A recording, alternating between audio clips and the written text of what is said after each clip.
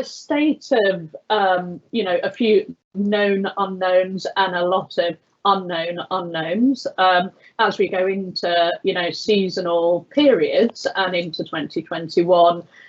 What examples have you seen of agility this year? And I guess what advice do you have for marketers dialed in and watching this, in the coming months around how they can be agile?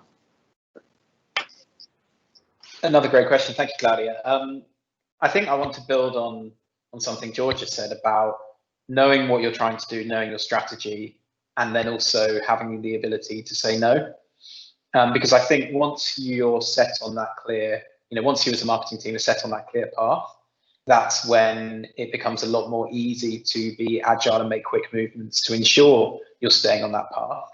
But also if you get, severely knocked off that by something like COVID, you know where you're aiming to get back to. So some of the best COVID-related advertising that I've seen through the past 6 months has been that where brands have had clear brand structures and clear brand identities and distinctive assets and all of the good kind of stuff that would build mental availability and build good advertising results, in normal times. And then they've managed to mold their COVID communications around exactly that. So they're keeping some element of sustainability with what's happened before, but then also reflecting the new reality that we find ourselves in. Some brands have been really lucky with that. So if you look at Co-op, before COVID, they had Marcus Rashford as a brand ambassador. They'd already spoken quite a lot about being there for the community and being a helpful brand.